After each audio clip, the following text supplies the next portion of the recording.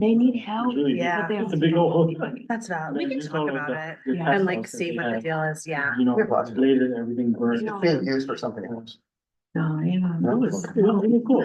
Yeah, It blew my mind that you just like 6A To hang out there, watch the Sounds green good to me. glow and you see it. two, Yeah, it was really fun. You saw a couple? Okay, Camila, whenever You you're saw a ready. couple of them, yes. oh, let me finish chewing. Sorry.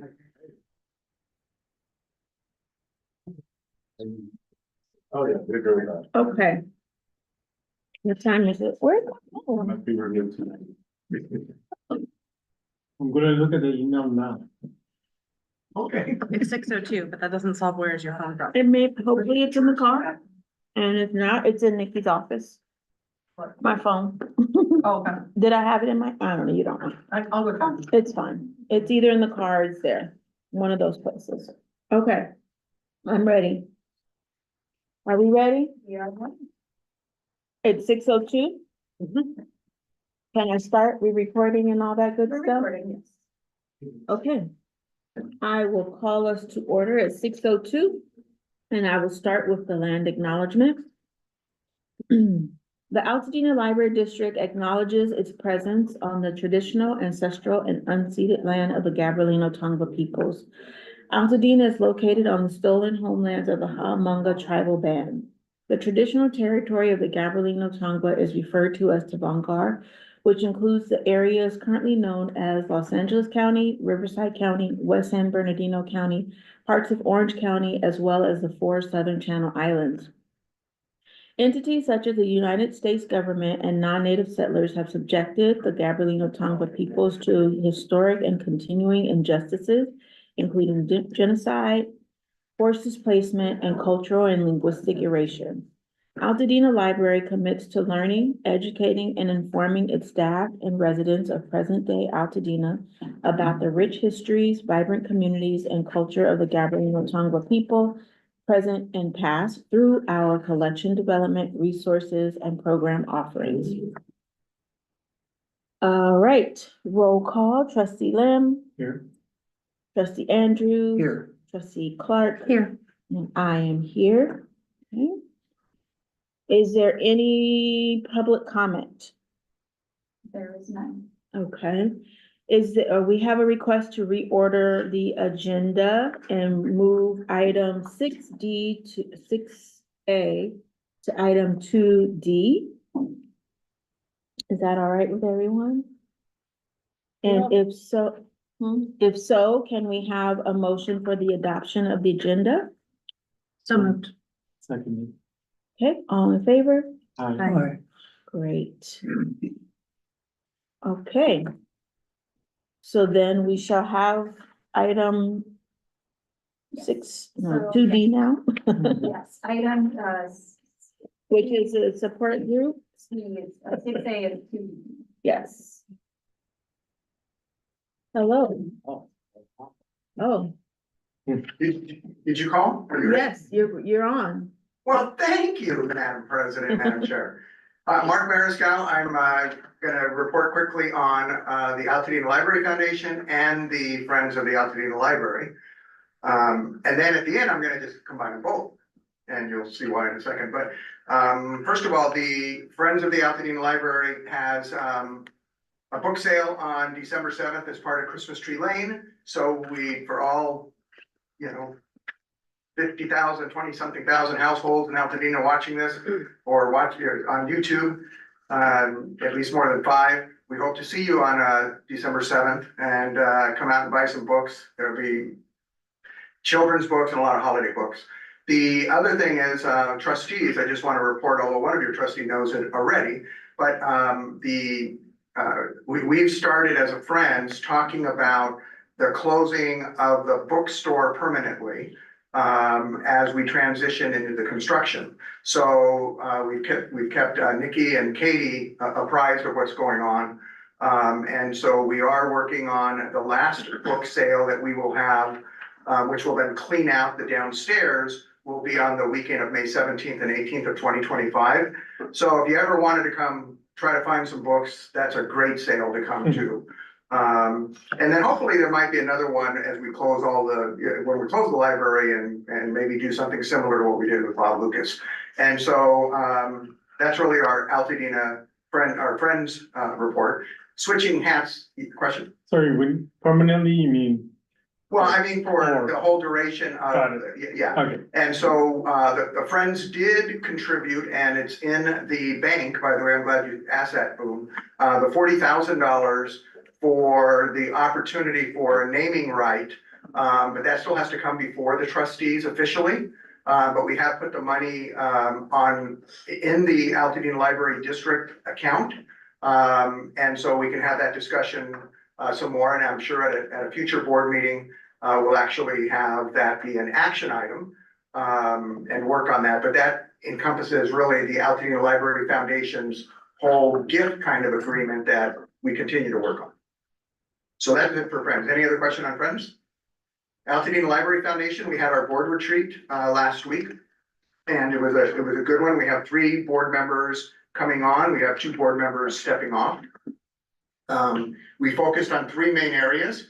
One was advocacy. One was, trying to keep the Taste of Dina and a gratitude event going. And then the third is the fiduciary responsibility of the funds that we do have now. With that, we did receive a $25,000 gift unsolicited. And so that will be announced in the next coming months, but it came from a foundation, kind of a well-known in the literacy world foundation, actually. I didn't know much about it personally. And then I went to a luncheon last week, and we were honored there for a $50,000 capital grant towards the cost of the Bob Lucas. And so it is our goal in 2026, when we can apply again to the Pasadena Community Foundation, to apply for some capital funds for the main library also. So that's kind of where we are with the Library Foundation. So now, any questions on the Library Foundation? Hearing none, I'm gonna move on to my joint, so I can get this all in my 4 minutes.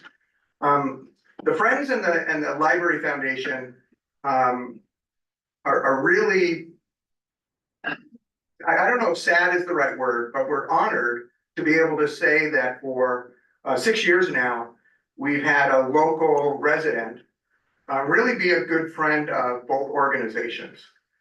And, it just kind of happened in November 2018 when some people would say there was just some little uncertainty of the leadership of the library, and new trustees needed to come on board. And one of them is sitting with us today, Terry Andrews. And I've just got to say that on behalf of the Library Foundation and on behalf of the Friends of the Altadena Library, I think both organizations really enjoyed your leadership in those first 2 years as things got stable, as we hired our director the following year after you came on, who just celebrated her 5th anniversary. And so those kind of things were important to the community. And Terry, I just have to say that Betsy, when she came on, really brought the professionalism back to the board of trustees that was needed at that time. It really calmed the community. And you can see pretty much since, although COVID kind of made a little bit of a challenge, but we don't see the 40 and 50 people at a trustee meeting all demanding very certain actions. I think that's really good. And those people that do come to a trustee meeting that are actually requesting something or requesting additional and good services, and surprising, because this library district in the last 4 years has really elevated its game. And a lot of it is with the leadership of the team that we have here. I understand tonight's your last meeting officially, and you will be finishing your term. And with that, not that you've probably never seen this before, but the Altadena Library, Friends of the Altadena Library, which began in 1959. I believe you're the only person in this room who was alive when the Friends of the Altadena Library first started. I wasn't, but I was born the next year. So we have just a small little token of appreciation. A box Things that you've probably seen before, but you probably have one of these, but if not, you're getting another one. Friends of the Altadena Library, serving Altadena since 1959. That's great. And then probably a little big, but that's okay. But a green one in case you have a blue one, because most people have gotten the blue ones in the past. Friends of the Altadena Library, serving 1959. Where's the camera? Let's see, am I getting it right? Right there, look at that, right there, everybody on YouTube. Anyway, so this is for you, wear it going to bed. I wore this hat because this is the hat I use when I ride my bike. I know I'm supposed to wear a helmet. I would have put on my helmet, but I wanted to be real in what I really ride when I ride a bike, but again, I don't do the long distance riding that you do. It's great to see you every once in a while come by my house. And on behalf of all of our support organizations, Terry, we're gonna miss your leadership on this board.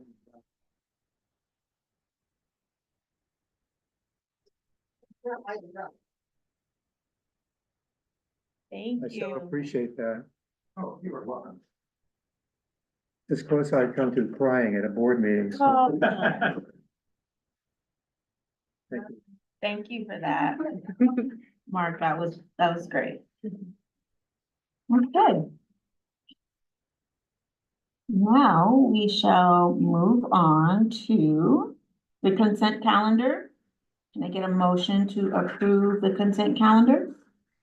I move we approve the consent calendar. Second. All in favor?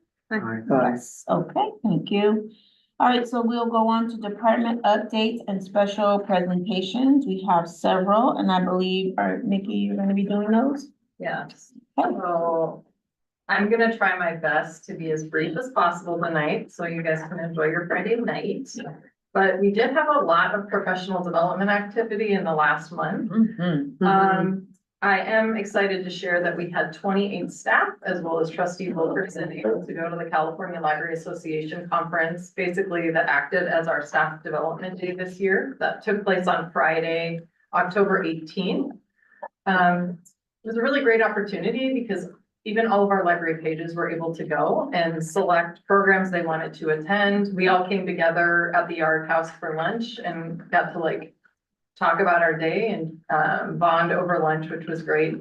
I did ask the staff just to send a brief summary, including what their favorite program was and why, as well as 2 of their great takeaways. That's in the board package if you want to take a look, as well as a little collage of pictures at the end of it. So again, thank you to the trustees for your continued support of training and professional development activities.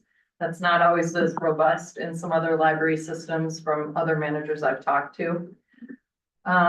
Anything you want to add, Camila? No, not on that particular event. I just thought that such a good diversity of professional development that the staff were able to attend was really, really great, like something for everyone. Yeah. And the theme this year was shelf care and self-care. And there were a lot of programs focused on self-care for staff. And I do think that was sprinkled throughout everybody's comments, Yeah. taking a moment to make sure that you recenter and make sure you feel good when you're at work each day. So the next one in the packet is I last week attended CalPELRA, which this is my 5th year of attending. 1 year was a virtual conference, which was obviously not as fun. This year, I actually volunteered to serve on the planning committee with about 35 other people from across the state, because it's honestly the best conference I go to every year, and I wanted to understand the secret sauce a little bit. It was fun working the conference. I got to be in the registration table for 3 hours on the first night and talk to people from all over California, which was cool. My greatest takeaway, which you saw in my report, was we got to get on board with AI. I meant to talk to David about that this week. I did talk to Catalina about it today, but that was the thing that I came back, we're going to be bringing an AI policy to the board and really training staff on how to responsibly use it, because it is a tool. The program I attended basically said, if you're not using it, you're already way behind. And I've been going to AI programs the last few years, and how far it's come in 2 years is just remarkable. So that was good, as well as a lot of the conference focuses on updates to the law through court cases. So again, is always very informative to make sure that we're complying with HR laws, regulations, and things like that. So again, thank you for supporting that effort. And like I said, it was really great to be on the planning committee this time.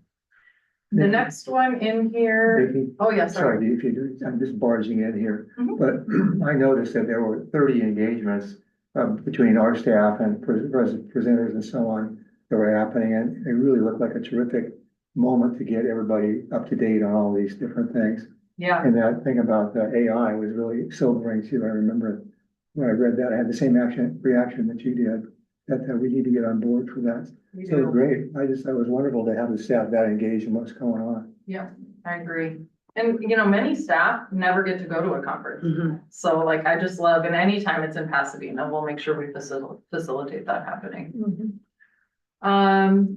This is the first time Bryn, so she's not here, I'm presenting on her behalf, attended the Library Marketing and Communications Conference that took place in St. Louis earlier this month as well. She also attended several sessions, as you can see from her report. And I feel like her greater takeaways were like, first of all, networking. She said like about half the people she interacted with were from academic libraries, which surprised her. Mhm. So she wants to maintain that network and continue to work with other marketing professionals that focus on libraries. And then also continuing to support like, what I think she's been doing a good job of incorporating in her work, which is sharing our story in places like Altadena Neighbors and finding other ways for us to not just like talk metrics or promote programs, but also like tell the story of impact that we have on our community members. So really glad we were able to send her to that. And Catalina.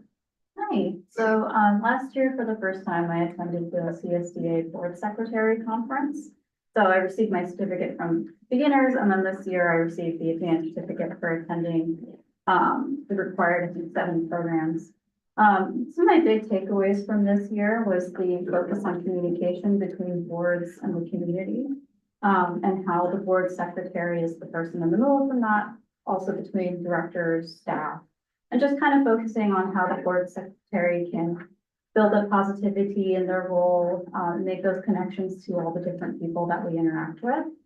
And then also really actively trying to engage the public to attend and be involved with board meetings. So I really want to kind of focus on that and get people in here, whether, you know, when we close, maybe things going to be online or at different locations. I'm just kind of trying to think ahead of what that's going to look like for the community. It's a little difficult already to kind of get people to come in here.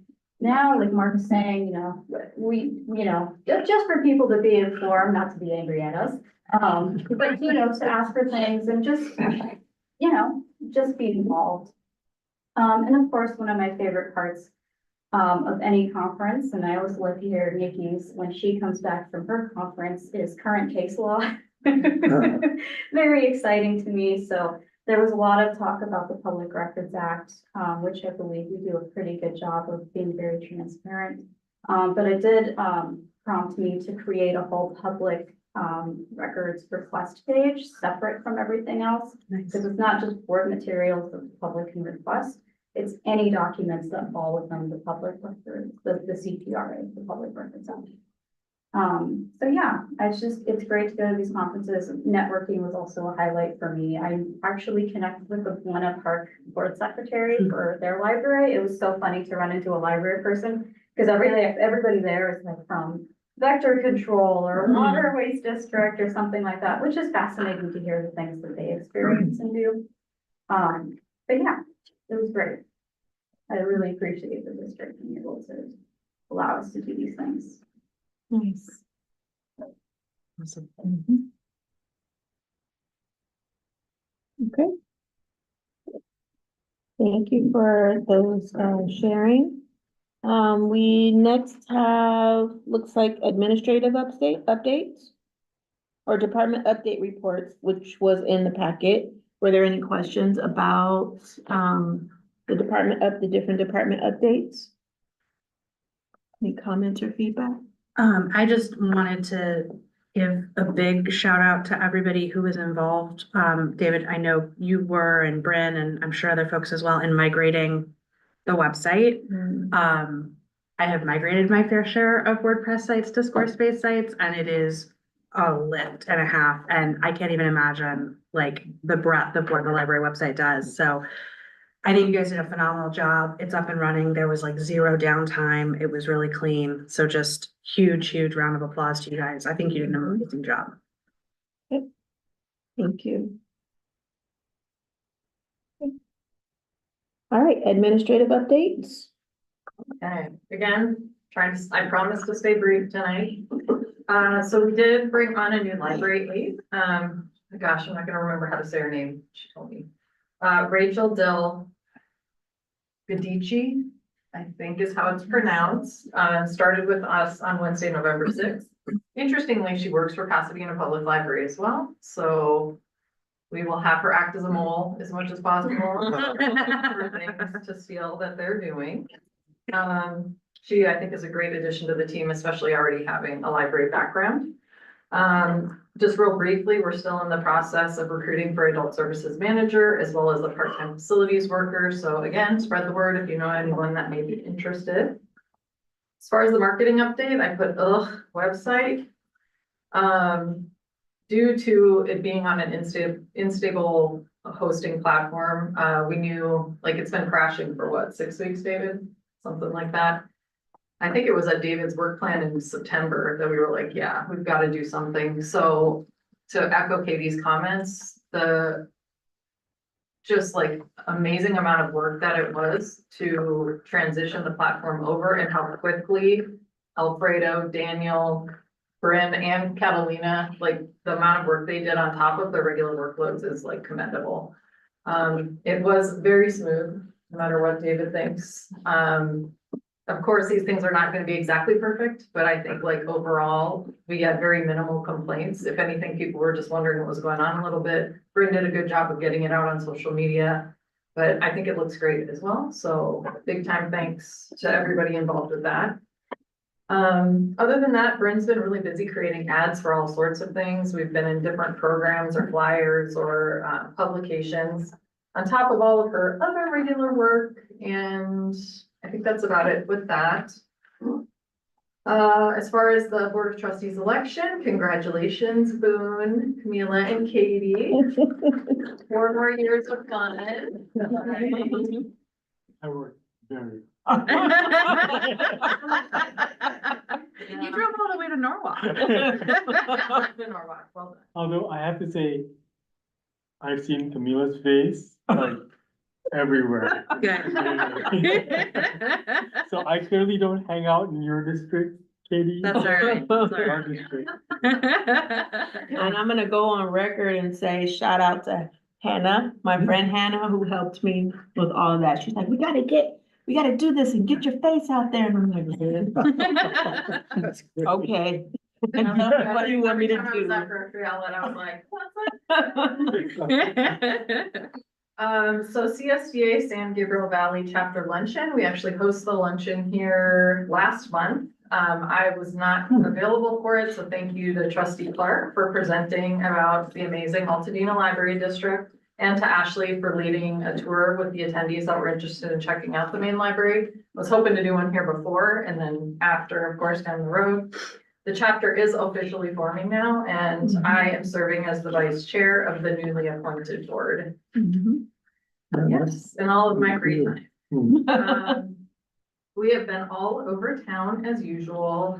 As you can see from our department reports and things like the Rhythms of the Village Ball Fest and Fashion Show, the Chamber of Commerce Power Breakfast, the YWCA Racial Justice Breakfast, the Black Education Expo. Yeah, Ashley's really been on the go this past month, more than usual, which she already is, but thank you to everyone for making all of that happen and attending on our behalf. And then I am excited to say that the deadline for the SCLC mentorship program did close on November 12th. It's going to kick off on January 1st. Myself and one of my co-committee members are in the process of pairing mentors and mentees.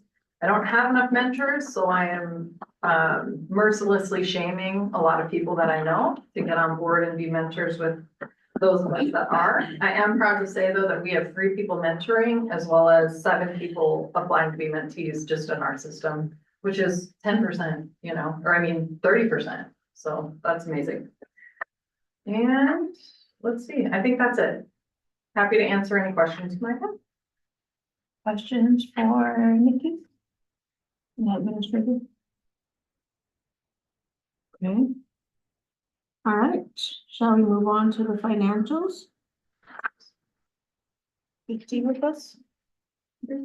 I am trying to get my video going here. Thank you for coming on a Friday.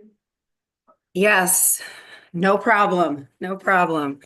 I He says, with no I did say to sarcasm. Nikki, who schedules a meeting on a Friday night? But this is great. Actually, this has been a really great meeting. I did not realize I've been a little behind the game. I'm just finishing audit season, which is where my mind goes, but I didn't realize this was Terry's last meeting. So thank you, Terry. It's been a real pleasure working with you. This is a board, and I tell Nikki all the time, I've got a lot of clients, and this is a very active board. I always appreciate the participation, the questions. So congrats to you for Thank you. getting a break from all this. It sounds like you've been doing a lot of this. So good for you. Okay, next thing, we'll go into the financials, and I apologize, I don't have your packet up, I have mine. So I don't know what page number this starts on, but if you can all turn to it, I will mention a couple different things on financials tonight. So the first page, which is our general fund budget to actual report, we're a third through the year, we're at 33%. And as I say every month for the first couple months until we really get into the year, you're right on target with most of your lines. There are a few lines that are over, and it's understandable, so I'll just point those out again. They are 17, 20, 25, 31. And what those lines are your insurance, your workers' comp, your regular insurance, your UAL payment. Those are items that are paid at the beginning of the year. And so they always look a little bit over budget, but they even out throughout the year. The other line that is up a little bit is miscellaneous expense, and I'm going to look into this a little further, but it's due to increased payroll processing costs. So what I don't know is, did they really increase that much, or did we allocate them in different lines last year? So I will look at that a little closer, just to see. But that's what the amount is in there, and it's not a huge dollar amount, but it does show you over budget a little bit by percentage. If it's that they increased, we'll adjust that at mid-year. If not, we'll make sure we move that to another line. The majority of the other lines are in sync. Line 44, technology maintenance fees. Again, it has to do with timing of payments. We show all those funds committed. They've already been paid at the beginning of the year, so that will even out over time. The same goes with line 51, electronic databases. And then you've got a few lines that are under. Your mobile library collection is something that usually gets filled closer to the end of the year, as well as when you get down under the programming, several of those are off to a good start. And then others you will see fill in closer to the end of the year. And part of that has to do with the grant funding as well. The majority of those are funded by grants. And so we're splitting some of the funding on those. I think what I skipped over at the very top, purpose, not intentional, is revenue.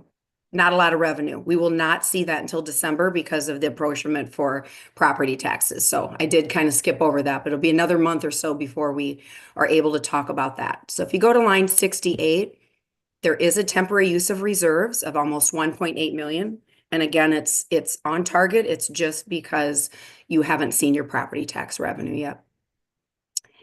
Let's go to the budget, donation grant report. So you're at 84% of grants received at this point in time. You can see that the literacy services received a little more than was budgeted. The foundation, their funding comes in a little later. We don't usually see that line until spring. And then you can see the lunch at the library. The funding is a little greater than we had anticipated also.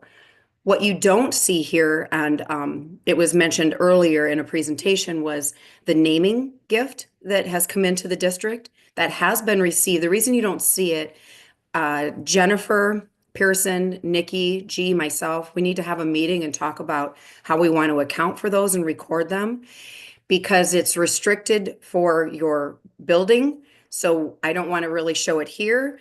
but I wasn't prepared to show it in building yet either. I don't know what the restrictions are. I know that one comes with naming, but there will be other items as well. They talked about the Pasadena Foundation. So before those come in mass, which we hope they do, we will develop something internally and then show you in the next meeting how we present those. But we do have accounting for that 40,000 that he mentioned is in the district office. We'll just show it at a later time.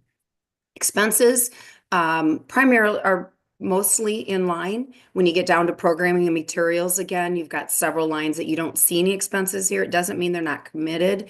It just means the programs either have not been held or invoices have not yet been received. So you're only at about 24%. You're lagging a little bit. That will catch up through the year. So you do see by grant that you've got balances in most of them. One of them is short, and again, it just has to do with the timing of the funding. But the district's intent is to spend all of that down by year end and not roll over any grant funding. It helps promote the programs and also helps alleviate your general fund. Any questions before I move on either of those reports?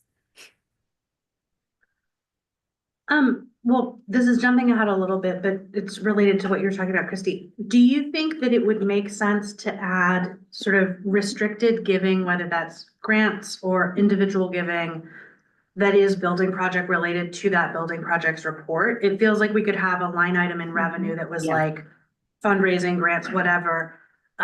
Because it is, I think you're totally right. It's not operational money. It is restricted. It has to be spent on the building projects.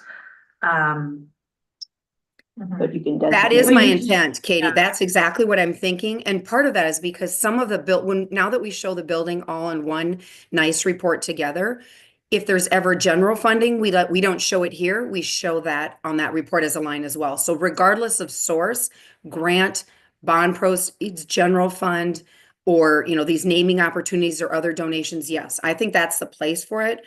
We just have to find the line. So if you're in agreement, that's where we're going to go with it. We just need to get it developed before we Sure. receive others.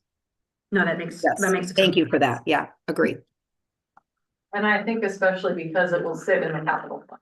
Well, right, exactly. And some of it will be generating interest, which will be reflected in our interest line item. I think it makes So that is my sense. intent.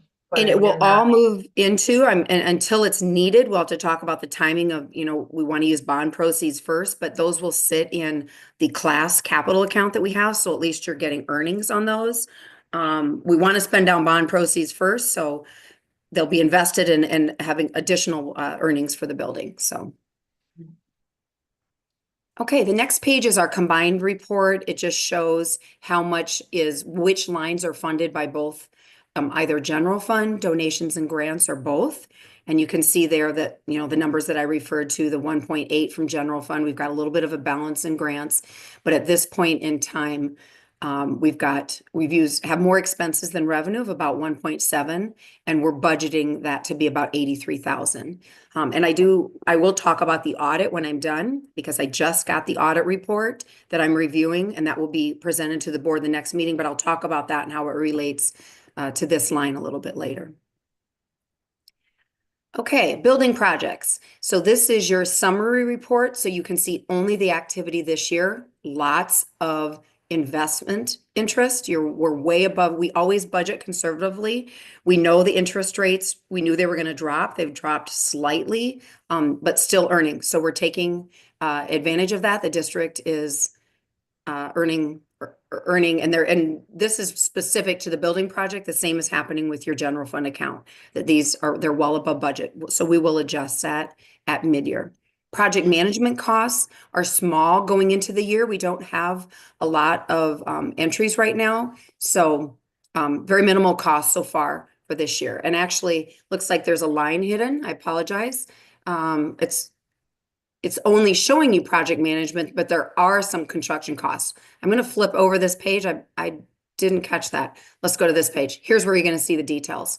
There's project management, plan check, and the permitting things, studies, architect and design, and then of course the construction that's going on at Bob Lucas.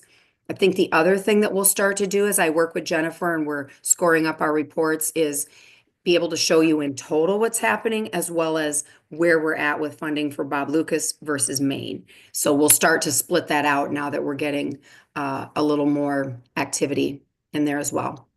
But at this point in time, we do have $24.6 million, 20.8 of that being the bond proceeds. We still have 3.7 left in the grant. And again, this does not yet include that $40,000 naming gift or anything that might have come in after that time. Any questions? Okay, balance sheet looks really healthy. You've got cash and investments of 28 million. Again, 20 of it has to do with your bonds. You've got, your typical prepaid items, prepaid insurance, property tax, receivable. That's a little bit due yet from last year. Most of that has to do with the parcel tax for the bond to make your debt service payments. At this point in time, it was about 21,000 delinquent, and that's after 2 years. So actually that number's gone down a little bit. People are making payments on those, and we do work with NBS to analyze and make sure we're monitoring that number. Fixed assets has not increased a lot yet, but we are, that number does include a little bit that's in your construction in progress account. So we are starting to build some dollars there for the building project. And again, that will start to be broken out a little bit in the future. This deferred outflows number has not yet been adjusted. This was prior to me getting the audit report. So when you see the next one, you'll see that it's changed a little bit. Those reports are always based on a prior year measurement date, so it takes a little while to catch up, but it is again favorable in terms of actuarial changes, earnings, and all of that. But again, we'll go into that in detail in the audit. The auditor will be at your next meeting, so he will present that and be able to address some of that. That's the time to ask questions on that. Paul's an expert on your pension liability and all those transactions, so that's a good time to ask questions and have him explain that to the board. Liabilities, again, most of it has to do with that deferred revenue line, which is the funding that we've received for the Building Forward grant that has not yet been spent. So we record revenue and expense as the expenses occur, but at this point in time, that hasn't been spent, so it's on the books as a liability. You go down to long-term liabilities, you get in there again with your pension, your OPEB, and then of course your bonds payable. So fund balance at this point in time looks like it's at 1.7. And again, that's still a healthy reserve given that you're borrowing from it during the year. Any questions on the financials? Okay, I do have a couple other comments to make. I already mentioned the naming gift and that we'll be dealing with that in the presentation. I did receive the audit, and just a preview to it. Revenue over expenditures for the budget year was about $700,000. So that's due to later property taxes coming in and other adjustments. So that's and adjustments in your pension expense. So that's good. Nikki will be setting up the new account and transferring 225,000 of that to your new class account for that unfunded liability for your pension. The remaining dollars will add to your reserve. So we had budgeted it to be pretty level, and you're still getting a nice boost to that. So that helps with when you saw this year's budget, we budgeted about $80,000 to come out of that. That's really coming out of that bonus that we're adding from the prior year. So still really, really good financials, great, very healthy financials. Very cool. Happy to answer any other questions.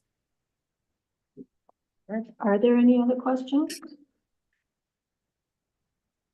Okay, great. Okay. Well, everybody enjoy your Thanksgiving. And I do see that we're all bundled up already in our sweaters, so it's fall. Stay warm.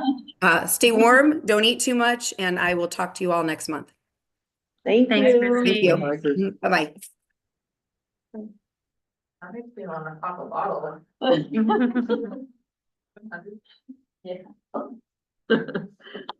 Okay. Let's move on. There are no standing committee reports. Was there a facilities report? So we didn't submit, didn't we didn't see submit a written one this month because there weren't a ton of updates to give you guys, and I didn't want to just say, everything is the same, you can read it again. What I will tell you is that things continue to be in great shape at Bob Lucas. We are on track over there. Our big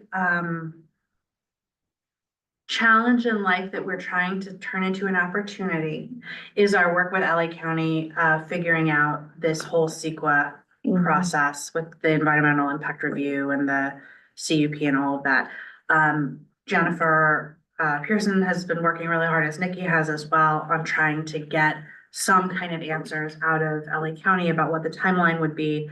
They finally came back to us very recently with what is, in our view, an unacceptable timeline. And basically one that would have us not even finishing our CUP process until September of 2025, which means we wouldn't be able to start construction until, later in the fall of next year. That's not gonna work for us, so we're gonna call up all the friends we have at LA County and lean on everybody we can. Much of that timeline is driven by LA County's internal review process. They give themselves basically 30 days every single time something happens. So we're hopeful that we can persuade them to shorten some of those review times, to keep us on track for, a process that will kick off in the summer. So more to come on that. We were not happy to hear that, but we are going to do everything we can to try to compress that schedule. So more to come. Hopefully I'll have better news for you on that next month. But it's a little bit like pulling teeth. You wonder if some of that bad press that the county auditor, county payers got, with that audit that they did, that, Catherine Barger had actually partially requested, Mhm. and it was a mess, Yeah. things are awful, so Yeah. you're hoping that maybe they will run a tighter ship going forward. I would love it if they ran a tighter ship. That would be amazing. Like they could answer their emails or their phones, that would be super cool as a starting point. Yeah, it's an uphill battle. I mean, it's tough, right? Like it's a massive bureaucracy and obviously there are a lot of different departments in the county that do different things and some of them are great and some of them are a challenge. And I'm sure all of them are understaffed and underpaid, but nevertheless, we do need to get this project to happen on time and on schedule. So yeah, hopefully we can have better news for you next month. That's it for facilities, but I'm happy to answer any questions, obviously, as always. Any questions? Okay, we do not have any, thank you, Katie. We do not have any unfinished business, so we'll move on to new business. The first being the fiscal year 24-25 annual reports. All right, thank you, Camilla. So the Local Agency Special Tax Bond and Accountability Act enacted by Senate Bill 165 requires an annual report containing specific information concerning the use of proceeds on ballot measures. The act imposes similar accountability requirements with respect to any local bond measure. So as you can see, this is something that we share each year as an informational item. This year's, the reports, we have them for CFD number 2020-1, as well as Measure A parcel tax. We did not include all the parcel information, which saved us 650 pages. Oh, my God. So if you're curious to see all the parcel numbers, those are on a link on the website. But just real quick in summary, Measure A parcel tax, we levied $1,040,763.19 for fiscal year 24-25. And for the CFD, we levied basically 1.297 million. That largely is collected to pay the bond service down, or the debt service, I mean. So what is remarkable is next year we'll have one report, because what the CFD is gonna do is, we'll develop a budget like we usually do, which will then set a rate, but that will take the place of the parcel tax money that you see, which is why, like this year, the rate for CFD was 0.05 cents per square foot of single family homes. Next year, it's gonna probably be closer to the 9 to 10 cents per square foot, because it will then collect enough to cover the Measure A money. That makes sense. So we'll see one report. I did ask Charmaine from NBS to be here. So she is here and she is the expert. So if you have questions about the reports, she's here to answer them. Do you all have questions for Charmaine? Hello. Hi, Charmaine. Hi, Sharon. On a Friday. So if I can, just real quick, so my understanding, and I think I'm hearing this correctly, is that we have finished all collection of Measure A monies, right? Like we're not collecting Measure A money again, or are we? We are. When? When is the last Like assessment? with the property tax bills that are going out right now, that are due, I think they collect in what, November and April? Charmaine, I believe. The due dates were December and April. December Okay, so- 10th and April 10th are the installment dates.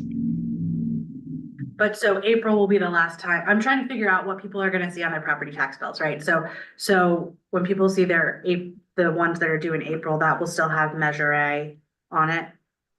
Correct. And then November of 2025, those will collapse to one line item that will just be our CFD assessment. Is that right? Correct, yes. Yeah. So it'll all be under CFD 2020-1. Okay, great. I was just curious about the timing, so that's really helpful. Great. Other questions for Charmaine? All right, well, thank you. Thank For you. that. Thank Happy you so much. Friday, everyone. Thank you. I guess I could have handled it myself, but. You never know what Never questions know. people might have. We appreciate it. And thanks, Charmaine. Thank you. Thank you. Okay. And no further questions for Nikki. That was an informational item, right? So we'll go on to the next item, which is the main library cabling network RFP. Hello, trustees and members of the public watching at home and on YouTube. David Zierba, IT and Technical Services Manager for the Altadena Library District. Here before you today with an action item for cabling services and equipment for the main library renovation. While I know we just heard some news related to the renovation and the timelines, and you know, we're a little ways out from the actual renovation project. The way that E-rate works and the timing, we have specific funding that is available for 20 cents on the dollar. And we have a certain window to secure that. We're at the tail end of our current budget cycle. And there's a certain amount that we have the ability to spend 20 cents on the dollar. So in order for us to get in and utilize the funds before the cycle starts over, we'd like to try and secure those funds now, and then we can potentially use that next round of funding later on. So with all that being said, we're interested in getting the cabling services taken care of for the main library when the renovation is underway and mostly toward the end stages. And then also purchasing some new equipment to handle the new infrastructure of the new building. So the RFP itself is relatively cookie cutter. We get it from our consultant and technology funds. It has to be in a certain format, has to have certain language in there. So you'll notice it is significantly different than our standard RFP. And the reason for that is because it has to be set a certain way so that they can submit it because it all has to be done through USAC and E-rate, you know, deals with federal. So it all has to be done a certain way. So that's why it looks different. But anyhow, we're asking that the board approve the RFP to solicit bids for the cabling services and equipment for the Altadena Main Library that can be used for the project. Happy to answer any questions if you have. I still don't understand like sequence of events. So we apply for it now, we get it approved, and then we start in, what is it, June, question mark? And then we get to use it when post? So there's a time frame where you're expected to use it, but you can actually submit delays and further extend the funding sources. So even if services can't be rendered yet, you can submit extensions for it. And essentially the reason why we're doing it now again is because we have a set amount of funding that's available for a certain budget cycle, which is due to end. And so you have to apply for it in advance of that budget cycle.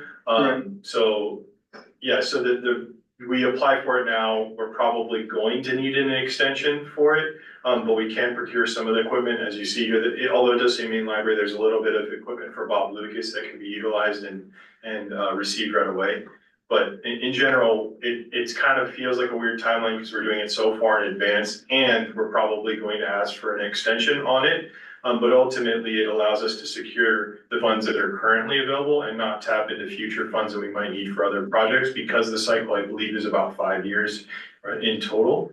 So we don't wanna tap into next round's funds if we don't need to, and we're able to extend, in this cycle. So I didn't see what is the value?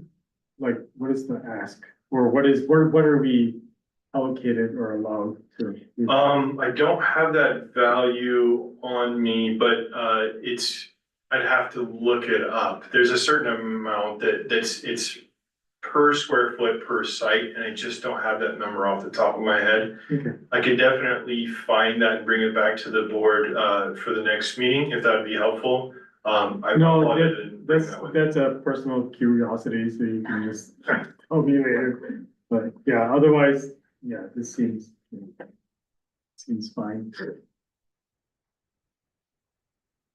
Any other questions for David? No, you answered my question on timeline, so that sounds great. Okay. Are you looking up the numbers? Yeah, I'm trying. Do you want us to wait? I don't know if I'm gonna be able to get it immediately. Okay. Yeah, that's fine. I think my only other like kind of side question is, it does state, like, why wouldn't we use this for Bob as well, since the timing works out slightly better? So so to answer that question, I did find the number. To answer that question, we actually already ran the RFP for Bob Lucas Cabling Services, and we didn't know what equipment we would necessarily need, so we didn't we only included a very small quantity of equipment for that site.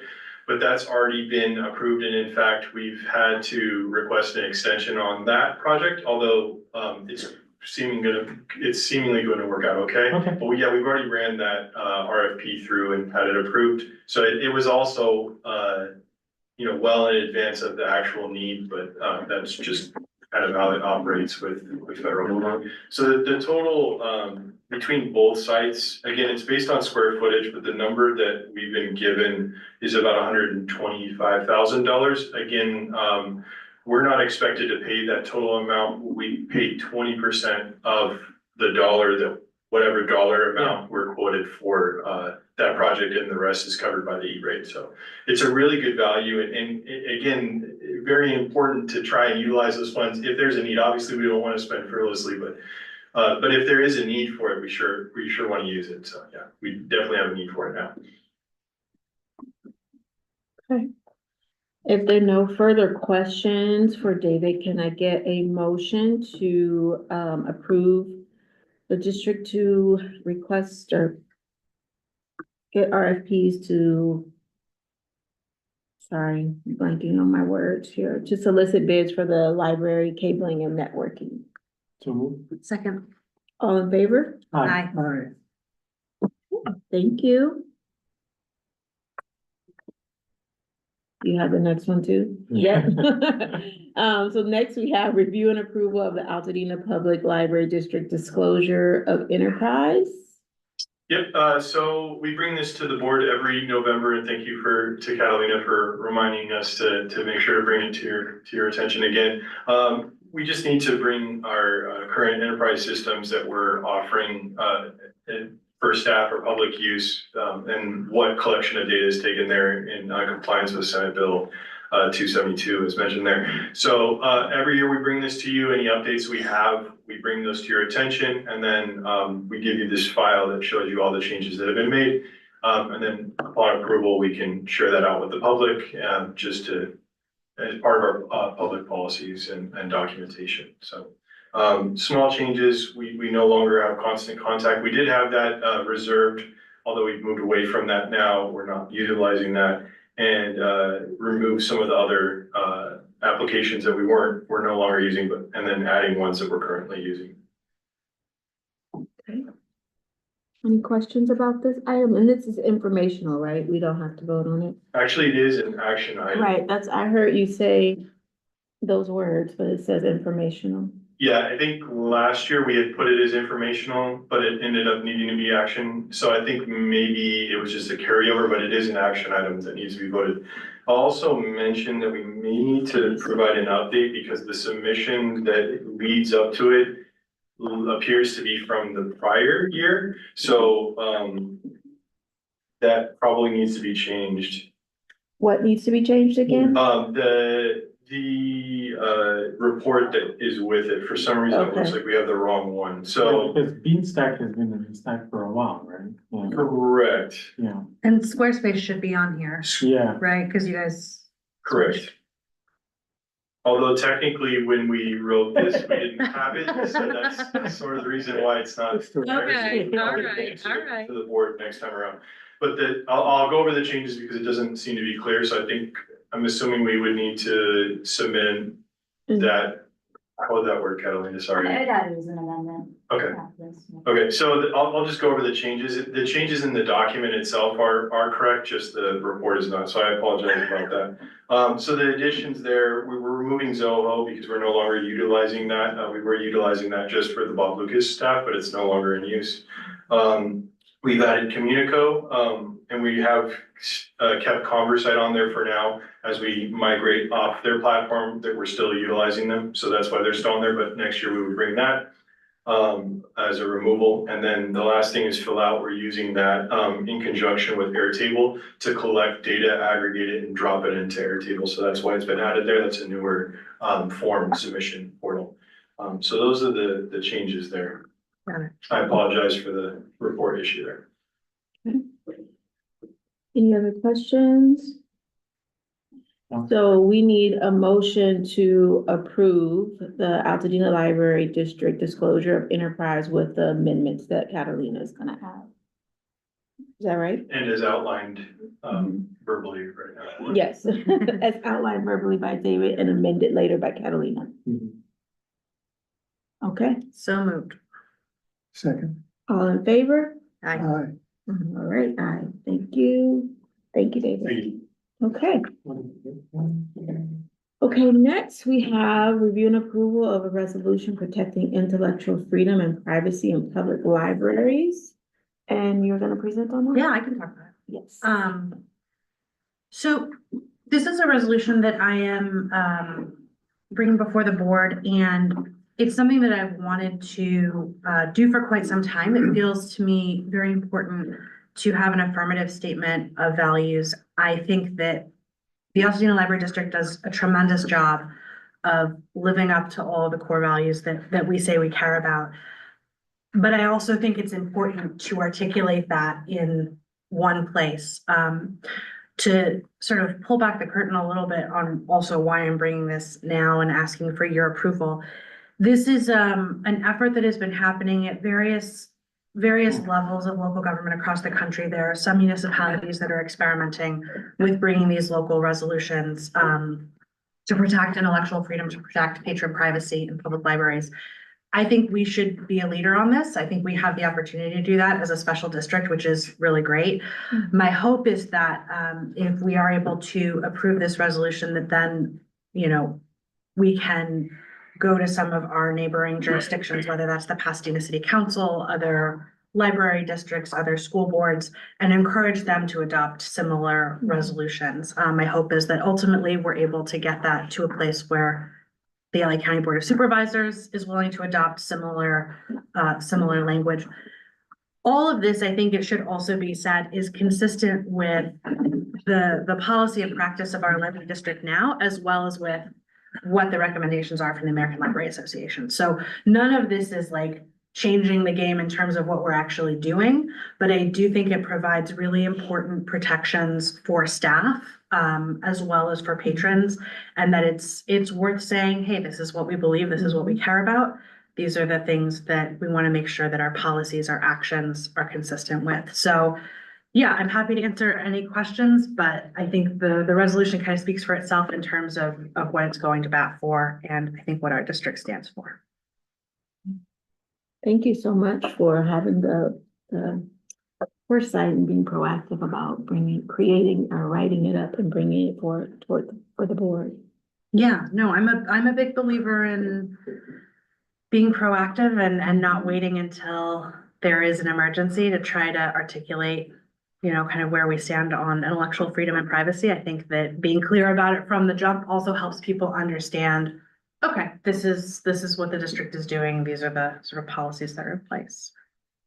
Yeah. Yeah, that worked well when we redistricted. Yeah, it's exactly the We same were thing. ahead of the game on that one. I Yeah. got that done right at the right time. Yeah. That's a really good point here. I hadn't even remembered that, but you're exactly right. It's the same process.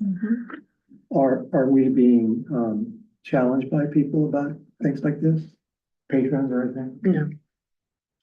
No, we have a really good collection development policy, which does include like a book challenge option. And you know, to sort of speak broadly to the larger national movement, any person is always welcome to talk to staff or raise a question if they have a question about an item in a collection. But what we have seen in public library systems across the country is sort of an organized effort to undermine what public libraries do, right? This is very different from an individual patron saying, hey, I'm not sure about this. I don't know how I feel about it. It tends to be an organized process. And it tends to be a fairly well-funded one. We have been very fortunate, I think, in our district that we've not experienced that. And my hope is that a resolution like this will help us stay ahead of that, ahead of that process. Yeah, it's entering political land though, isn't it? A little bit. Well, libraries are political institutions, right? Like, I think that that's true. We are a nonpartisan board, but it is not the case that libraries are apolitical, right? They operate in the public sphere. They use taxpayer dollars. People vote on what we do. We make political choices every day about how we allocate money and how we allocate resources and what we do or what we don't do. So I think it's absolutely a political Yeah, I issue. think, something like this, we need to keep our eyes wide open when we get into this kind of thing. Which I'm not, Yeah, no, I agree with you. I'm just reflecting on all the things that Yeah. we should be on the lookout for something like this. Yeah, agreed. Well, and I think there's a greater movement in the state as well. Assembly Bill 1825 was passed this year, which is the Freedom to Read Act. That's mandating that any public library jurisdiction that gets funding from the state at all has to have a collection development policy in place that promotes intellectual freedom. And we have to actually send it to the state librarian for approval. Our policy's golden, so Yeah. I've just sent it off, but I think it's a movement statewide too. Yeah.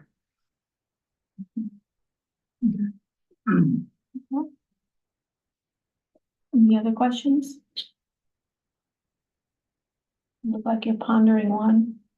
Well, this is pretty weighty in a sense. So, there's a lot here, right?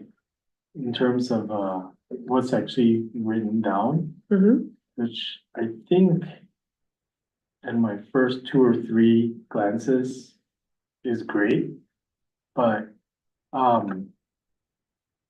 I can't tell if we're encompassing, under encompassing, over encompassing, you know what I mean? Because this is so weighty, What do right? you mean by that? Like specifically, let's say in the privacy portion, right? I think there's just maybe 3 statements on privacy. Work public libraries depends on the right to privacy. Privacy is essential, the free inquiry, lack of privacy. I just don't know whether, is this enough? Is it too far? Is Yeah. it too little? Do you know what I mean? It's a great Yeah. question, Boot. And so especially for those sections on privacy, that is language I have lifted directly from the American Library Association Right. statements on privacy. For that reason, right? Because I want to be consistent with what the sort of state of the profession is in terms of what the recommendations are. And I think the ALA has done a really good job of sort of figuring out how to prioritize, Mhm. the rights of patrons. Yeah, and I think that is great, but I guess because I haven't seen the ALA recommendations as well, since, this is kind of new, I guess, I'm trying to decide whether we should all read also the rest of the ALA recommendations or some of these other links that you've provided here, before we do this resolution. Yeah, I mean, I guess it was kind of my Yeah. hope that you would have Yeah, done that before today. I didn't. Yeah. I didn't click on all the links, but this is very, I mean, it's great, right? Like like I said, I've read it like 3-4 times, top, but I'm like, are we missing anything? And I hope we're not. And, yeah. That's why I have that.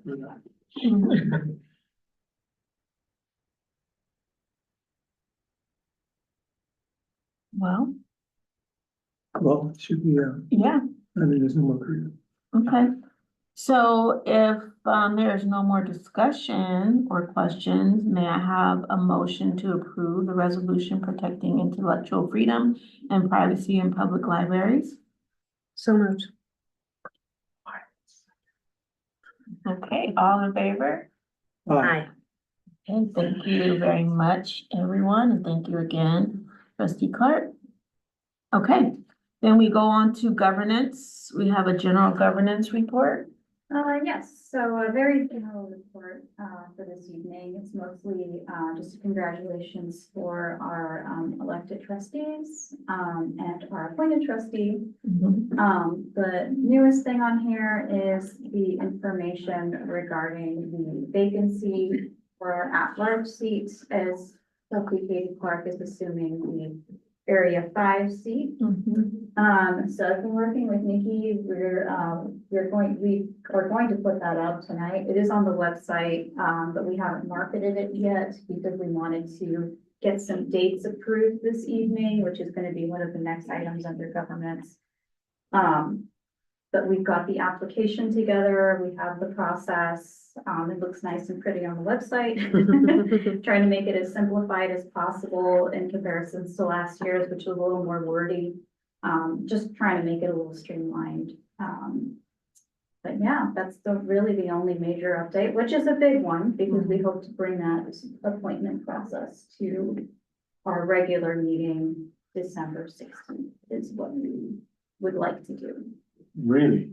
It's just the process. Just the application process. So Got it. I actually had a conversation with Camila about it. We felt like it's about 2.5 weeks. People will have to apply. We'll get the word out. But we preferred to have somebody appointed in December so they can sit in the board retreat and the January meeting if possible. We did, and again, like if we don't get enough applicants, we could play with whether or not we don't do the appointment that quickly. But we are pointing out as well it's the same supplemental questionnaire we always use, but Catalina added some language at the top that lets them know that it is being appointed at large, but if you don't live in District 4 for sure, or potentially District 3, depending on if Trustee Capel runs or not, it would be a finite 2-year appointment. Right. Like if you live in Districts 1, 2, or 5, you can't run in 2 years from now for sure. So we just want to make sure that the people that are signing up to run understand whether, maybe they want to be on the board for 2 years, I don't know. But we'll make sure that's really clear as part of the process. The deadline is December 11th. That, what we think, because we only have a 3-week between meetings situation happening, that'll give us a couple days to get all of the application materials published for the board package. Feels so fast, That's especially with 40. Thanksgiving in Yeah, there. that's very sporty. I guess we'll see how the application goes, but that seems very sporty. Very sporty. Yeah. Right. No, we'll see how it goes. If it doesn't feel like it's working out and we need to extend the deadline, we'll do that. And then maybe the appointment would take place at the board retreat potentially. So that was the other thing we wanted to talk to the board about was if Friday, January 10th works for everybody's schedules. We've typically done the board retreat on a Friday morning in January. I thought the 3rd was a little early, especially being that it's right after noon. Yeah, All right. that's rough. So does that work for everyone? Yeah, the 10th is fine for me.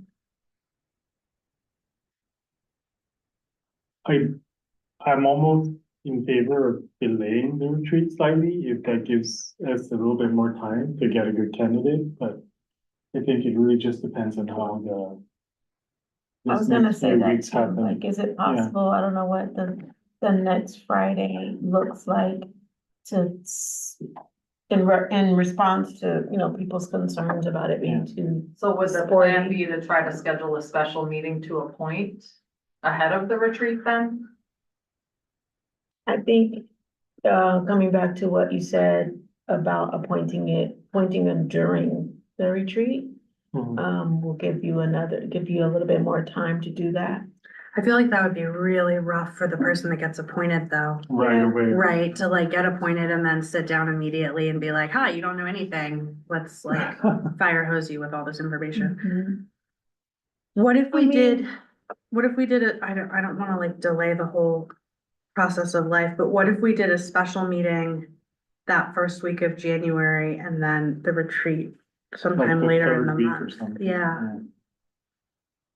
Okay. Third or fourth week, just to give I think it's very quick, 3 weeks, which, I mean, we may be surprised, right? But with the holidays and everything else, I think, we should give us a chance to get a good candidate. Katie, were you thinking the week of the sixth or that Wednesday? It would have to be the week of the 6th. Yeah, Does the retreat have to be during that, during, It can be can whenever can it it's be convenient. We just pushed? always found that it was a good way to kick the year off with the board. Yeah. I wonder if it would be better to not try and shoehorn it in if people are concerned that it's too fast. To just, I would actually prefer to just bump the retreat and, yeah, to move it forward, not forward, just bump it, maybe towards February. If there needs to be a special meeting to appoint the person, in January or, at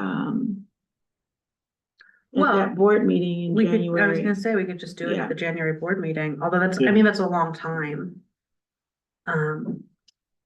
To hold the vacancy open, does that? Well, it is allowed. We have 60 days to fill it. Okay. From December 4th. So I think what's most important tonight is that we agree to what the deadline is. Yeah, Today is the 22nd. I mean, I think the end of December is more than fair, quite frankly.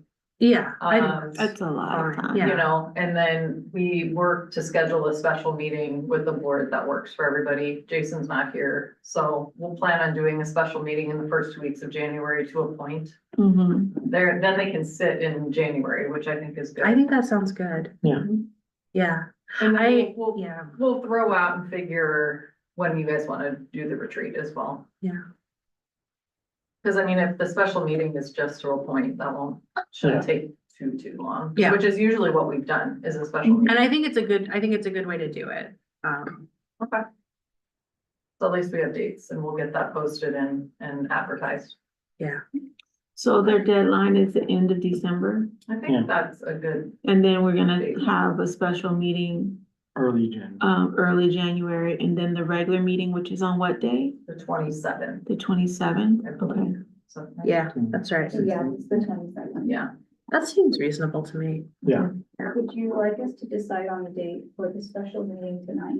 So I can. I get think them? we should wait. We should wait, okay. We'll put out a poll to the 4 of you, Okay.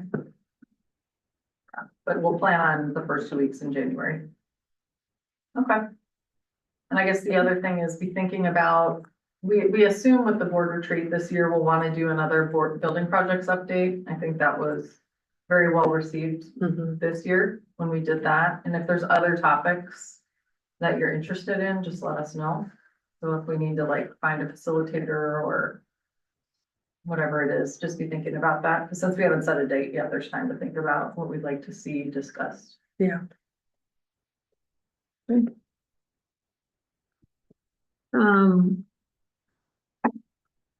also wanted to say, I realized that I was remiss in also, since we're talking about governance in the election, thanking Trustee Clark, also for your support, and your assistance with this whole process of campaigning for the seat. Trustee Clark was very helpful and, helping me figure out how to move forward with things, Facebook campaigns, all of that good stuff. And I really appreciate your counsel and your guidance and support on the matter. So I also wanted to put that on the record and out there. So thank you for being a great collaborator. It was absolutely my pleasure.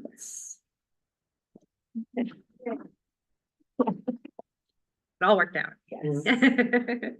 Okay, so then we have closed session start time for the December 16th regular board meeting. Yeah, so, as you're all aware, we are in the middle of my performance evaluation for the year. I did meet with Steve earlier this week. He's ready to send, put together the final presentation. It is required that my evaluation's done at a regularly scheduled board meeting, which is why it wasn't tonight. So we just wanted to know if the board wants to meet earlier. It seems like on average, it usually takes about an hour. So do we want to start at 4 or start at 5 in closed session?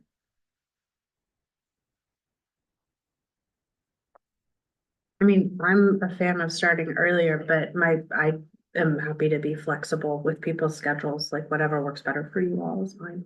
I'm lost. Mhm. Either way, it's fine. for me. Yeah, I can work around it, as long as I have advanced planning. So Mhm. if we need to start at 4, I don't have my work calendar in front of me, but I'm fairly sure it should be fine. My only hiccup is that winter break starts that week, that Monday. It's a Monday, right? The 16th, and so I may not have any support with childcare. So, yeah, but I think with time, I can figure it out. So I can work it out. Okay, so we'll plan on 4 unless we Mhm. hear from you. Yeah. Before we publish. And I'm not, right? You're. You could come hang out on the other side. The reason I asked is because I talked to Steve too about. Yeah, you did. Oh, Right, I got it. right, I yeah, mean, his Yeah. feedback is in it. Okay, yeah. okay. Not that I love all of you. But I don't have to be there, though, right? Glad to be there. Okay, so tentatively starting at 4 on the 16th for closed session. Okay. All right, moving on to the board retreat, which we were just talking about. We're gonna move that date, right? And are we figuring it out now or are we figuring it out later? The board retreat date? I think we can figure it out later. Okay. Yeah. All right. And then, you already mentioned this too. Are you looking to solicit board retreat topics right now? Or just send them to you or Yeah, give yeah. you suggestions? Okay. All righty. Announcements and planning. Is there any correspondence? There is none. Any proposed future agenda items? No, but I will just remind everybody that we elect board officers at our December meeting. Mhm. That's So, a long. yeah, Wait, so, Be think of, ready. be ready, Bring snacks. get ready. And Well- water. so with the vacancy, should we push that? Well, we're not allowed No. to, Yeah, we're not allowed to. so we're required to do it as part of our establishing act. Can We we can- nominate Bentham people? Nope. No. No? Not even for the liaison seats? Well, the liaison seats, to be fair, the liaison seats are appointed by the chair, Right. just like the head of committees. Mhm. Yeah, So so that those can can always wait. be done later. But the Hmm. officers, the The board president. president, the board secretary have to be elected Yeah. at the December meeting, So it will be one of the 4 of us, Mhm. Yeah. including Jason. including Jason, that's Yeah. right. Okay. So just, deal with that. Not it. Fortunate.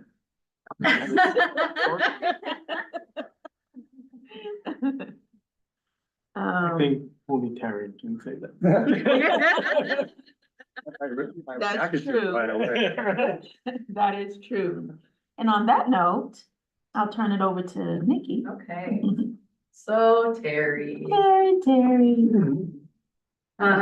can't let you go without making you cry, right? Coming on. So with Bryn's help, I put together some information. So about board trustee Terry Andrews. Terry was born in Los Angeles and has lived and worked in Altadena for more than 45 years. He was a photojournalist who once worked for the Altadena Pasadena Chronicle, a quote, scrappy little paper where he made $250 per week. As a journalist, he covered everything from Little League games to emergency responses to fire and accidents, helping document local events and history for many decades. But Terry didn't stop when he was retired. We were lucky to have him walk through our doors, and in May, 2018, Terry became a board trustee. That was a tumultuous time for the library district and the board, but Terry wanted to help. He loves libraries and feels they play a pivotal role in supporting education and literacy in the community. And he's always been interested in ways to make Altadena an even better place to live. So he joined the board and became a stabilizing force for our library. He has also had a significant impact in other ways over these past 6 years. When I started 5 years ago, he was the board president and welcomed me in such a kind, thoughtful, and generous way. In that first year, we passed Measure Z, and with that, we formed a community facilities district, which none of us knew anything about. Terry immediately volunteered to serve as the chair of the newly formed CFD committee and has continued to be the chair every year and brought a great deal of due diligence to the CFD committee.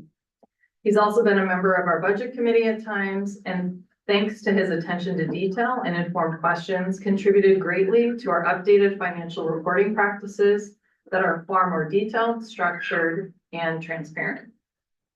You've also been an amazing government liaison with a keen eye on what's happening at our local, state, and national levels. Your board reports keep all of us informed about bills and statutes that might impact libraries, and been instrumental in helping guide us in our support and advocacy of these efforts. Terry, thank you for your sincerity and generosity. We will miss your conscientious approach, sense of humor, and emotional intelligence. All the great qualities you bring to our board. To paraphrase Winston Churchill, it's going to be difficult to graft a new branch on this well-grown tree.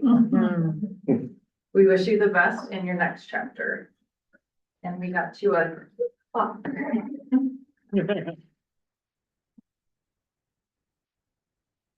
Thank you very much. Oh, that's terrific. Beautiful. Beautiful. Nice and And a You certificate. can see this back there. We'll have to get some photos and a certificate of recognition and a card from all of our staff. Oh, gosh, that's terrific. Let's get, you to the board, Terry, yeah. Oh, we're in it? Yeah. Oh, dear. Okay. Don't show too enthusiastic about it. Let's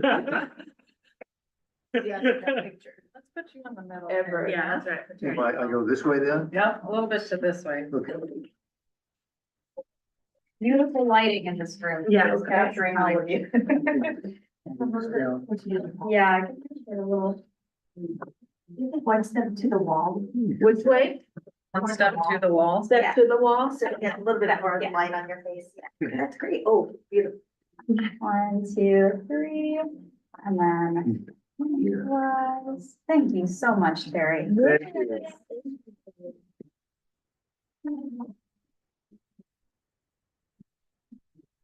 Would anyone else like to hear some words? Yeah. Get away. Hmm? You'll get away that easy. Oh. Thank you. Yeah, absolutely. Couldn't have done that without everybody as a team, right? Yeah. Anyone else like to share some words? Well, I was amazed at some of the data. Did you say Brenda did that? Yeah, how she got my salary, my. You're an information professional. Oh, The public official there.